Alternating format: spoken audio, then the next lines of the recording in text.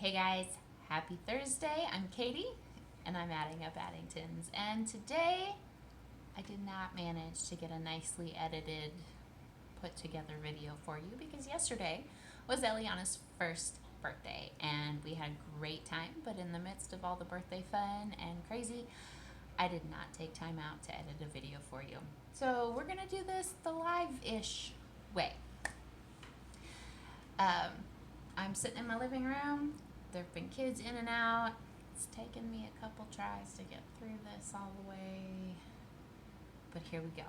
And if this is distracting to you, I am trying to use the microphone so that hopefully the sound quality is better than just my phone. So that's why I'm wearing an earpiece. Here we go.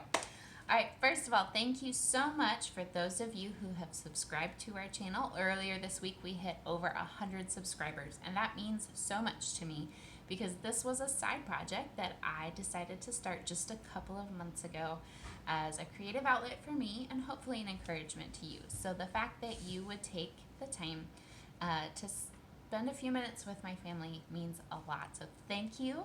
If you know someone that you think would be encouraged in this space with us, consider sharing our channel with them. And if you haven't subscribed yet and you're just stumbling on this, you can do that now. Isn't that convenient? Another thing, if you didn't catch it, I kind of slipped in a channel trailer video over the weekend just to let new people coming in know who we are and what we're about and why they should stick around with us. But it's got a lot of really cute footage of the kids running around the mountains. So if you want to check that out, you can do that. And finally, I haven't mentioned in a couple of videos, but my husband is still doing his news analysis and review each evening of all of the COVID-19 pandemic information. He does a lot of data analysis. He's very analytical and data driven, so it is non-inflammatory and talk. It is non-inflammatory. It is not biased in either political direction. It's just a very objective summary of the news and what that means for communities and businesses. So if you need a news source that is not going to stress you out, I highly recommend that. You can find that at jmaddington.com/blog. Those are still going up. So, in the midst of all of the pandemic news, and you may have seen in the news that there are some potential food supply chain shortages, particularly in the meat market. And these have gone back and forth. There's been the plants are closing, and now there's an executive order, and all of these things. And I'm not going to get into the politics because I hate politics. But in the midst of all this potential food shortage, I did want to share something that I do know about. So what I did is I walked down to my pantry storage in our garage this morning and I just pulled out an array of beans. We're going to talk beans. We are a primarily vegetarian family. The kids and I eat primarily vegetarian. Jonathan eats primarily vegan. I'm not going to say we never eat meat, because we do, just not most of the time. So for us, beans are a major source of protein and fiber, and we eat them almost daily, probably daily. So here we go. I'm going to tell you about beans. Beans are great because they are very economical. They are cheap whether you buy them dried or canned. They are cheap, they store well, and they're really versatile. So this is why we love beans. And so I'm just going to give you a run through of some of the different kinds that we keep on hand and what we use them for. So to start with, black beans. These are kind of the utility players. They have a really great mild flavor on their own. They have a firm but not hard texture. So these are great as a standalone kind of thing. These are great in bean salads and on top of salads instead of chicken. Shh, ladies.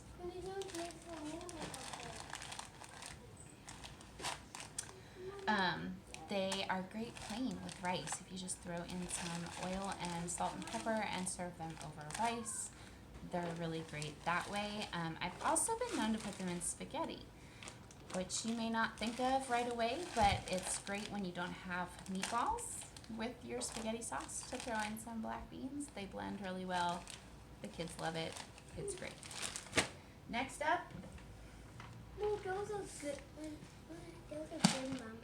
pinto beans. And you can hear my 5-year-old talking about how good these are. This is actually just the box of pinto beans that I keep upstairs next to my counter in my kitchen. Let's see. I don't even know what the volume is on this. It's a lot. And this is because we actually buy pinto beans in a 50-pound bulk pre-washed bag.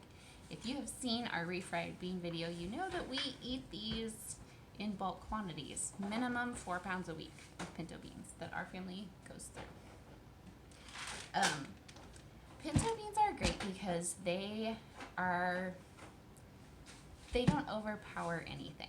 They kind of take on the flavor of whatever they are in with. So they are really good to add texture and bulk to things of a lot of different flavors. Hey, Jen, that's loud. Okay. So these, obviously, you can just throw them in with their cooking water and a bunch of spices and have Southern style pinto beans and rice. Clearly, we blend them up and turn them into refried beans, which is always a hit. And they're really good to add to other bean blends because, again, they don't overpower the other beans that they're with. So bean salads, soups, chilies, that kind of thing. They're great for that. All right, next up, kidney beans. I have both light red, there it is, light red and dark red kidney beans. These are a lot heartier. Their texture is much firmer and they have a much stronger taste, which makes them really great for meat replacement or as a standalone. I really love these as New Orleans style red beans and rice, which is traditionally made with sausage, but you can do it without the sausage, which I do on a relatively regular basis. They get a nice thick saucy gravy with onions and garlic and veggies and spice, and you pour it over white rice, and it's just, the kids all love it. Everybody from the 1-year-old up will eat it. It's great. Garbanzo beans. Garbanzo beans are also called chickpeas, and probably the most familiar application that you have seen would be hummus. Hummus is ground chickpeas and olive oil with tahini, which is a sesame paste, and garlic.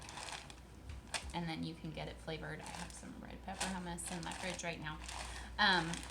These are very firm and starchy. So when you make these are very traditional in like Mediterranean cooking or Indian cooking. You see them in a lot of curries. My husband makes a lot of curry with these. They also make a really great pasta replacement.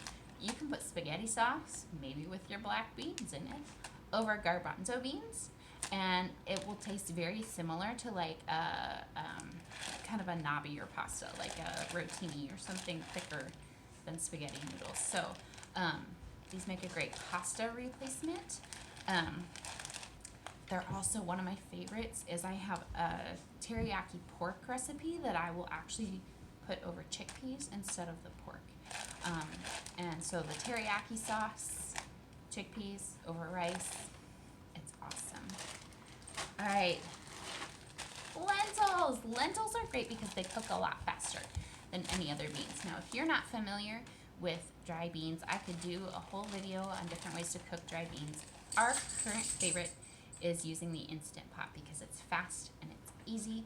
And if you don't have one, maybe check it out in the link below.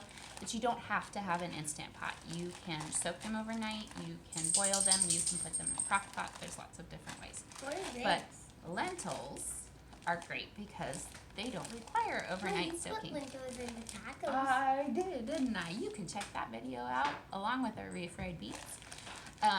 These are a great ground meat replacement, such as tacos. So we really like these. They're also really great in curries and stews. I made a lentil soup earlier this week where I had like one random sausage left over from a cookout. That one sausage with 11 people is not really going anywhere. Okay, put 'em in.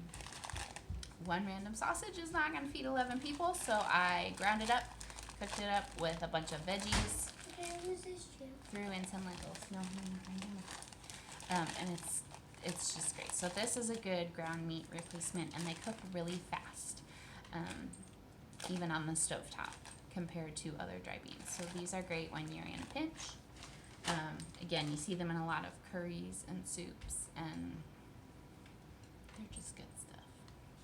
All right, great northern beans. I actually didn't have any of these dry, so I brought up a can to show you. These are basically white starch, you guys. Anywhere that you would use potatoes, swap them for these. Or blend them together. If you're making potato soup, throw in a bunch of beans, blend them up, nobody knows the difference. And you've got extra protein and fiber in with your potatoes. You can put them in soups or stews in place of potatoes. You can even like mash them, whip them, throw in some butter and garlic salt, and they taste like mashed potatoes. You can't go wrong. This is another like throw in an extra can in any other soup or chili because they're not going to overpower anything. But they'll bulk your soup up really nicely. Same thing with navy beans, little white beans. These are great for like soups because they're a little bit smaller. The texture is just really nice. So those are some of the ways that we use beans. And like I said, I literally walked down to my pantry storage this morning and pulled one of everything out. There are lots of other ways that we cook and use beans, but they are definitely a staple in our house and something that everybody likes. Like I said, you can see Joe behind me saying, "Oh, I like those. Oh, I like those. Oh, I like those." So if you would like to see more about how we cook and eat as a vegetarian family, give this video a thumbs up, subscribe to stick around with us. If you have any other questions about food or eating with a crowd or large family or anything, if you have anything you want to know, leave it in the comments down below and let me know, how has this pandemic affected the way that you eat in your house, and what is the same or what's different? Thanks guys for being here. I appreciate you spending your time with us. Check us out on Instagram, and we'll see you later. Bye.